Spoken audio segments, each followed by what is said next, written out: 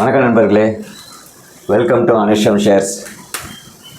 நம்ம இன்றைக்கி என்ன பார்க்க போகிறோன்னா, ஒரு ஸ்கேனர் தான் பார்க்க போகிறோம். ஒரு சூப்பர் ஸ்கேனர் இது. 50 mA greater than 200 mA. இந்த 50 mA greater than 200 mA வந்து கோல்டன் கிராஸ் ஓவர்னு சொல்லுவாங்க. இஎம்ஏன்னா எக்ஸ்பொனென்ஷியல் மூவிங் ஆவரேஜ். இது வந்து 50 நாள் மூவிங் ஆவரேஜ் வந்து 200 நாள் மூவிங் ஆவரேஜ் விட தாண்டி போகுதுன்றது வந்து கோல்டன் கிராஸ் ஓவர் அப்படின்னு சொல்லுவாங்க டெக்னிக்கல் அனலைசிஸில். கோல்டன் கிராஸ் ஓவர், சரிங்களா? ஒரு பங்கோட 50 நாள் மூவிங் ஆவரேஜ் அப்படின்றது வந்து 50 நாள் மூவிங் ஆவரேஜ்ன்றது வந்து 200 நாள் மூவிங் ஆவரேஜுக்கு மேலே போகும்போது அதை கோல்டன் கிராஸ் ஓவர் அப்படின்னு சொல்லுவாங்க. இந்த 200 mA அப்படின்னு இருக்குது இல்லைங்களா, இது வந்து லாங் டேர்ம் ட்ரெண்டை ஐடென்டிஃபை பண்ணுறதுக்கு யூஸ் ஆகுது. லாங் டேர்ம் ட்ரெண்ட் ஐடென்டிஃபிகேஷனுக்கு இந்த 200 EMA அப்படின்றது யூஸ் ஆகுது. நீங்கள் ட்ரேடிங் வியூவில் போயிட்டு உங்களுக்கு தேவையான ஸ்டாக்கை எடுத்துகிட்ட பிறகு இண்டிகேட்டர்ஸில் மூவிங் ஆவரேஜ்னு கொடுத்தீங்கன்னா இது வரும்.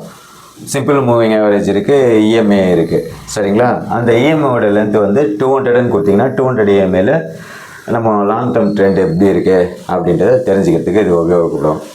அதுக்கப்புறம் 50 mA அப்படின்றது பார்த்திங்கன்னா 50 mA பார்த்திங்கன்னா ஷார்ட் டேர்ம் ட்ரெண்டை ஐடென்டிஃபை பண்ணுறதுக்கு யூஸ் ஆகும்.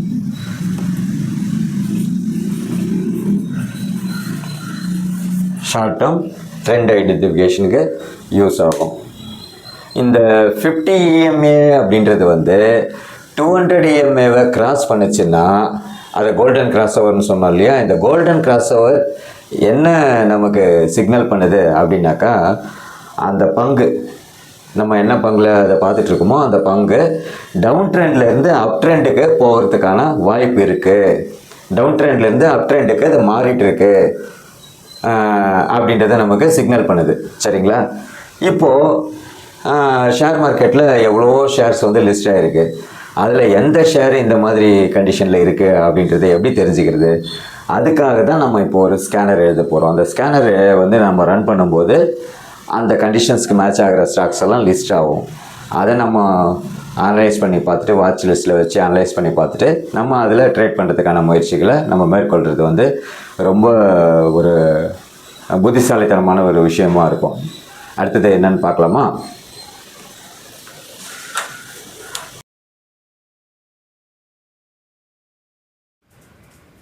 நண்பர்களே, நான் ஏதோ யூடியூப் வீடியோக்காக போடுறேன் அப்படின்ற மாதிரி நீங்கள் நினச்சிங்கன்னா, நான் என்னோடய ப்ரீவியஸ் வீடியோஸில் நான் டிஸ்கஸ் பண்ண ஸ்டாக்ஸை வந்து கொஞ்சம் செக் பண்ணி பாருங்கள்.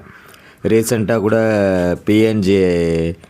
பிஎன் கட்கில் ஜுவல்லர்ஸ் அந்த ஷேரை பற்றி போட்டிருந்தேன். ஹெச்டிஎஃப்சி பேங்க்கை பற்றி ஒரு வீடியோ போட்டிருந்தேன். டாடா மோட்டார்ஸ், அப்புறம் இந்த நிஃப்டி பீஸ், இந்த மாதிரி இடிஎஃப் ஷேர்ஸ் வாங்கிறத பற்றி, கோல்டு பீஸ், சில்வர் பீஸ் பற்றிலாம் போட்டிருந்தேன். கோல்டு பீஸ், சில்வர் பீஸ் வந்து அந்த ட்ரெண்டு ஆரம்பிக்கிறப்பயே நான் போட்டிருந்தேன். அதனுடைய இது எப்படி போச்சுன்னு எல்லாம் உங்களுக்கு தெரியும். கோல்டு சில்வர் டிமாண்ட்ஸ் எல்லாம் எப்படி க்ரியேட் ஆச்சுன்றது. இன்றைக்கி நம்ம அது மாதிரி தான் ஒரு விஷயத்தை பார்க்க போகிறோம். இந்த மாதிரி ஷேர்ஸ் எல்லாம் யாராவது ஒருத்தர் இந்த பேரில் ஒரு ஷேர் இருக்குது, இது இப்படி இருக்குது அப்படி இருக்குதுன்னு சொல்கிறத விட நீங்களே வந்து அதை எப்படி கண்டுபிடிக்கலாம் அப்படின்றது தான் நான் வந்து சமீபத்தில் ஸ்கேனர்ஸ் வச்சு போர்ட்ஃபோலியோ எப்படி உருவாக்குறதுன்றதை பற்றி அதெல்லாம் வீடியோ போட்டுட்டு வரேன். உங்களோட ஆதரவுக்கு ரொம்ப நன்றி. இன்றைக்கும் அது மாதிரி ஒரு ஸ்கேனரை தான் நான் உங்களுக்கு சொல்லலாம் அப்படின்ட்டு இருக்கேன். நீங்கள் பங்கு சந்தையில் நீண்ட நாட்களாக இறங்கிட்டே இருக்கிற ஒரு நல்ல பங்கை குறைஞ்ச விலையில், அதுவும் அதோட ட்ரெண்டு மாறப்போகிற கரெக்ட் டைமில் எப்படி கண்டுபிடிக்கிறது அப்படின்னு யோசிச்சுருக்கீங்களா? இன்றைக்கி பெரிய பெரிய மியூச்சுவல் ஃபண்ட்ஸு மற்றும் ஃபாரின் இன்வெஸ்டர்ஸ், எஃப்ஐஐன்னு சொல்கிறோம் இல்லையா, இவங்கெல்லாம் பயன்படுத்தக்கூடிய ஏன் உலகத்துக்கே மிக பிரபலமான ஒரு இன்ஸ்டிடியூஷனல் ட்ரெண்ட் ரிவர்சல் சீக்ரெட்டை தான் இன்றைக்கி நான் உங்களுக்கு சொல்லலாம் அப்படின்ட்டுருக்கேன். இப்போ இந்த ஸ்க்ரீனில் தெரியுது பார்த்திங்களா, இந்த ஒரே ஒரு வரி சார்ட்டிங்கில் நம்ம எழுதுகிற இந்த ஒரு கோடு அது மட்டும் போதும். இது ஸ்கேனர் அப்படின்னு சொல்லுவோம். மார்க்கெட்டில் மந்த நிலை முடிஞ்சு இனிமேல் ராக்கெட் வேகத்தில் ஏற போகிற டர்ன் அரவுண்டு ஸ்டாக்ஸை இது அக்குவேறு அணிவரை பிரித்து உங்கள் முன்னாடி எடுத்துன்னு வந்து நிறுத்திடும்.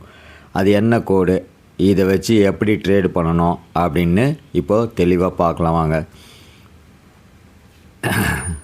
சரி நண்பர்களே, இந்த ஸ்க்ரீனரை புரிஞ்சுக்கிறதுக்கு முன்னாடி இதில் இருக்கிற 2 முக்கியமான இண்டிகேட்டர்ஸ்களை பற்றி நீங்கள் தெரிஞ்சுக்கணும்.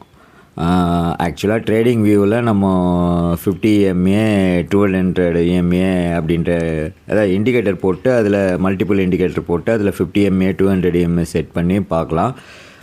இங்கே நான் ஸ்கேனரில் கொடுத்துருக்கேன். இந்த ஸ்கேனர் அதை சாட்டிஸ்ஃபை பண்ணுற ஸ்டாக்ஸை வந்து லிஸ்ட் பண்ணோம். இதில் ஃபஸ்ட்டு வந்து 50 EMA, அதாவது கடந்த 50 நாட்களோட சராசரி விலை. இது ஷார்ட் டு மீடியம் டேர்ம் ட்ரெண்டை வந்து குறிக்குது. ரெண்டாவது பார்த்திங்கன்னா 200 EMA, அதாவது கடந்த 200 நாட்களோட நகரம் சராசரி விலை. பெரிய பெரிய இன்ஸ்டிடியூஷனல் பிளேயர்ஸு ஒரு பங்கு புல்லிஷாக இருக்கா இல்லை பேரிஷாக இருக்கான்னு பார்க்குறதுக்கு பயன்படுத்துகிற மிக முக்கியமான லக்ஷ்மண ரேகை தான் இந்த 200 EMA.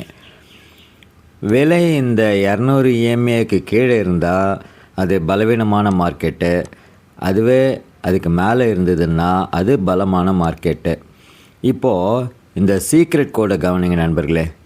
Daily EMA close 50 condition வந்து crossed above daily EMA close 200. இதோட சிம்பிள் மேஜிக் என்னென்னா, ஒரு பங்கு ரொம்ப காலமாக சரிவை சந்தித்து 200 EMAக்கு கீழே ட்ரேட் ஆகிட்டுருக்கோம். ஆனால் எப்போ அந்த கம்பெனியோட பிஸ்னஸ் மாறி பெரிய ஆட்கள் உள்ளே வர ஆரம்பிக்கிறாங்களோ அப்போ இந்த 50 EMA பார்த்திங்கன்னா வேகமாக மேல் நோக்கி வந்து அந்த 200 EMA கோட்டை கீழே இருந்து மேல் பக்கமாக கிராஸ் பண்ணி போவோம். தொழில்நுட்ப ரீதியாக இதை வந்து நாம் என்ன சொல்லுவோம்னா கோல்டன் கிராஸ் ஓவர் அப்படின்னு சொல்லுவோம். இந்த கிராஸ் ஓவர் நடந்து முடிஞ்சால் அந்த பங்கோட ஒட்டுமொத்த டவுன் ட்ரெண்டும் அதிகாரப்பூர்வமாக முடிவுக்கு வந்துடுச்சு. இனிமேல் அந்த பங்கு ஒரு புதிய அப் ட்ரெண்டுக்கு மாறப்போகுதுன்னு அர்த்தம். சரி நண்பர்களே, இந்த ஸ்க்ரீனரில் பங்குகள் ஃபில்டர் ஆகி வந்தால் உடனே பிளைண்டாக வாங்கிடணுமா? கண்டிப்பாக வாங்கக்கூடாது. அதுக்கு ஒரு பக்காவான ட்ரேடிங் ரூல் இருக்குது. பாயிண்ட் பார்த்துடலாமா? அதை பற்றி எடுத்துக்கிட்டோம்னா, எந்த கேண்டிலில் இந்த 50 EMA 200 EMAவை கிராஸ் பண்ணுதோ அந்த பிரேக் அவுட் கேண்டலோட ஹை ரேட்டு அடுத்தடுத்த கேண்டில்களை உடைக்கும் போது தான் நாம் என்ட்ரி எடுக்கணும். சரிங்களா? எந்த கேண்டில் 50 EMA வந்து 200 EMAவை கிராஸ் பண்ணுதோ அந்த பிரேக் அவுட் கேண்டிலோட ஆச்சுங்களா ஹை ப்ரைஸ் இருக்குது பார்த்தீங்களா, அடுத்தடுத்த கேண்டில்கள் அந்த ஹை ப்ரைஸை தாண்டி போகணும். சரிங்களா? அடுத்தடுத்த கேண்டில் அந்த ஹை ப்ரைஸை தாண்டி போகும்போது நம்ம என்ட்ரி எடுக்கலாம். ஸ்டாப் லாஸ் அப்படின்னு எடுத்துக்கிட்டிங்கன்னா நம்ம ரிஸ்க் மேனேஜ்மெண்ட்காக அந்த 50 EMA லைனுக்கு கொஞ்சம் கீழே இல்லைன்னா கிராஸ் ஓவர் நடந்த கேண்டிலோட லோ லெவலை ஸ்டாப் லாஸாக வச்சுக்கலாம். சரி, டார்கெட்டு அப்படின்னு வரும்போது இது நீண்டகால ட்ரெண்ட் ரிவர்சல் என்பதால் அவசரப்பட்டு 2% 3% லாபத்தில் வெளியே வந்துடாதீங்க. மினிமம் 1:3 அல்லது 1:5 ரிஸ்க் ரிவார்ட் ரேஷியோவில் பெரிய லாபத்தை நம்ம கூறி வைக்கலாம். நண்பர்களே, எவ்வளவு எளிய முறையில் பெரிய இன்ஸ்டிடியூஷனல் என்ட்ரிகளை நாம் கண்டுபிடிக்க முடியும்னு இந்த சார்ட்டிங்க்கு ஸ்கேனர் ஹெல்ப் பண்ணுது பார்த்தீங்களா? இந்த கோடை நீங்கள் டைப் பண்ணி சேவ் பண்ணி வச்சுக்கோங்க. இது உங்களுக்கு டைப் பண்ணுறதுக்கு கூட சிரமமாக இருந்ததுன்னா நான் டெலிகிராமில் இந்த வீடியோவோட டிஸ்கிரிப்ஷனில் அந்த லிங்க்கை ஆட் பண்ணுறேன். நீங்கள் அதை கூட யூஸ் பண்ணிக்கோங்க. இந்த ஸ்ட்ராட்டஜி உங்களுக்கு பயனுள்ளதாக இருந்தால் மறக்காமல் வீடியோவுக்கு ஒரு லைக் போடுங்க. நீங்கள் உங்கள் ட்ரேடிங்கில் சிம்பிள் மூவிங் ஆவரேஜ் பயன்படுத்துகிறீங்களா, இல்லை எக்ஸ்பொனென்ஷியல் மூவிங் ஆவரேஜ் இப்போ பார்த்தோம் இல்லையா, EMA, அதை பயன்படுத்துகிறீங்களா அப்படின்ட்டு கமெண்ட்டில் சொல்லுங்கள். இதே மாதிரி வெவ்வேறு விதமான ஷேர் மார்க்கெட் சீக்ரெட்ஸை தெரிஞ்சுக்கிறதுக்கு நம்ம அனுஷம் ஷேர்ஸ் சேனலை சப்ஸ்கிரைப் பண்ணி வச்சுக்கோங்க. அடுத்ததாக ஒரு சூப்பர் வீடியோவில் உங்களை மீட் பண்ணுறேன். தேங்க்யூ.